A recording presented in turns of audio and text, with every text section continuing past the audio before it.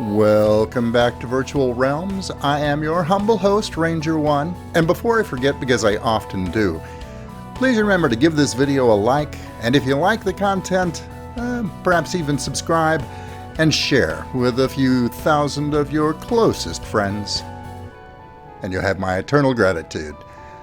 We have a couple of things that we're going to go over in today's video. It probably isn't going to end up being all that lengthy. I have a new toy that I'm going to show you a little later on in this video, but first we're going to take care of practical matters. As summer approaches us all here in the Northern Hemisphere, there is one thing that is predominant in all of our minds, and that would be, of course, lawn care. Well, and landscaping, but lawn care and landscaping, they kind of go hand in hand. You see, I have a problem. My backyard, it's in desperate need of being upgraded. It needs to be better kept. While the top of this bluff looks fairly flat at first glance, once you get up here and start building on it, it's actually pretty rough and uneven. It's got gullies that cut through it and rocky outcroppings. Well, we need to smooth that out as much as we can. And since I'm a skinflint and I'm not prepared to hire a competent lawn service, I'm going to attempt to do this one myself. I'm going to cut away for a moment. Let me see what I can do to smooth this mess out.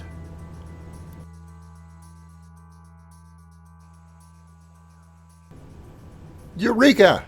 I have successfully laid sod. Let me get down here to take a closer look. Thanks to the server donation system mod, their green foundations have worked wonders back here. It's not perfect. It's a little too rough to lay perfectly flat, and it has a bit of a grid look to it, but when you get down here at ground level, it's really not too bad. And one nice touch, let me float over here for just a second. The edges have a nice mossy stone wall look, which gives a nice border if you happen to do what I've done here and run it right up to the edge of a cliff or other decline. I think it makes a fairly nice border for the whole property. Let me drop back down here. I've run it all the way around on this side up to the point where the ground rises up and they kind of merge together, and eventually the foundations end. And that brings me over here to the second landscaping project, a way down. I'm thinking a series of stone steps going down the slope. There's a ledge down there with a great view where I'll probably turn it to the left and head on down to the ravine that, oh, there's something you don't see every day. Floating trees aside, it'll turn left down there and go to the ravine that eventually empties out into the hidden lake area itself. Let me get started on that and I'll be right back. Uh-oh. We'll just edit that out, and we're down to the bottom of the first slope. I'm going to build a wide stone platform here all the way out to the edge. I don't know if I'm going to be able to do anything fancy with it, though. Let me lay some more foundations here while we talk. I've got my frame counter up over to the side, and I'm having to keep a close eye on frame rate. If I put too much stuff here within render range, I'm going to end up having some problems. So this may just be a simple railed stone platform to give you a look out over the lake that is just below us here. I'll show you that here in just a second. Let me get this row done. If I get my frame rate too low, then living upstairs or up the slope in my house is going to be a little bit of a pain. So I have to be a little careful. Here's that view I was talking about. I'll bring this all the way out to the edge. This lake lies outside the hidden lake area proper, but it's a pretty view. And there's a nice little bluff out in the distance and then the ocean. I think it'll be worth the effort. Anyway, I'm going to finish this up. And while I'm at it, I'm going to do something different with that stone fence around the property that I put in. We'll take a look at both here as soon as I get back.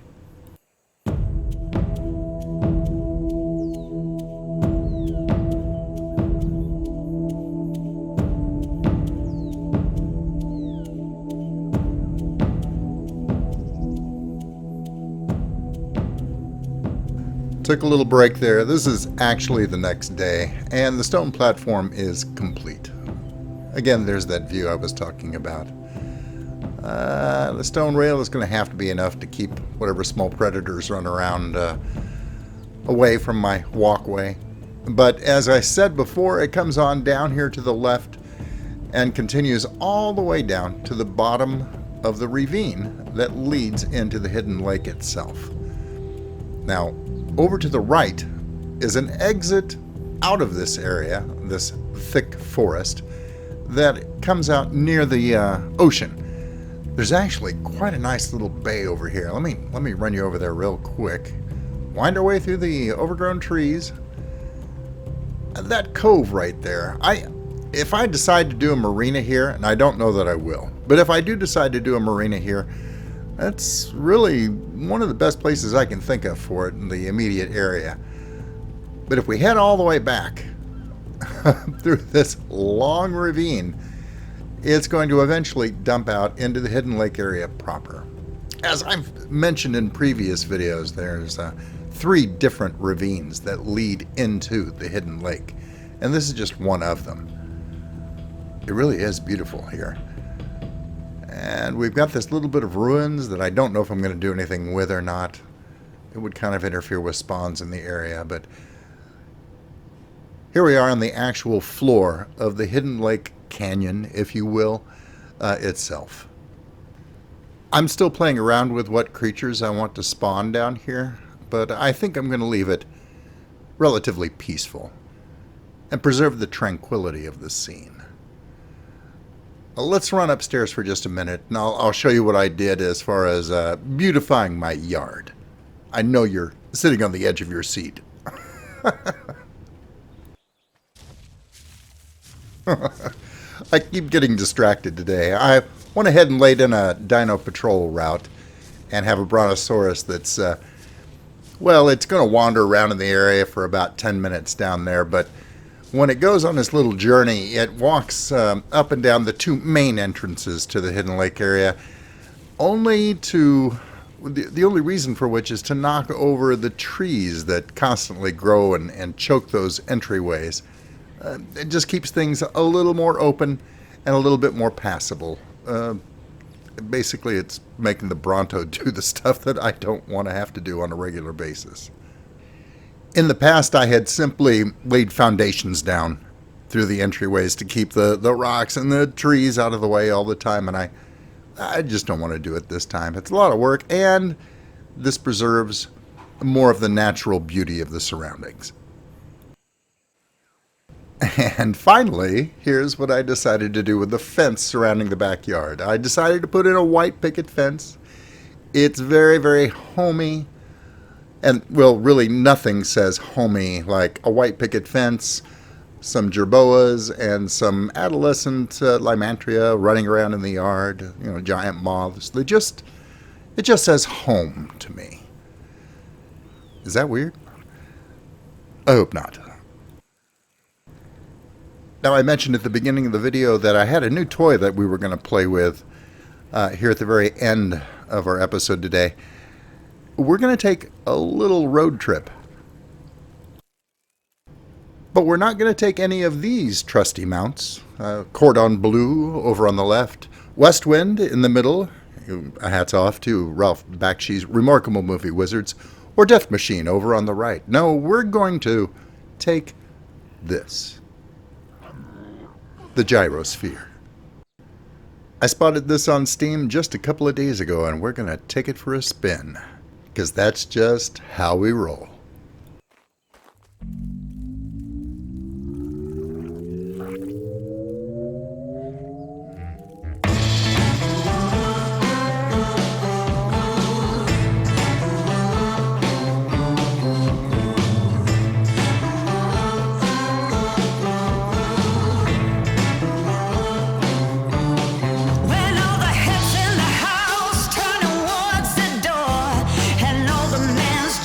Drop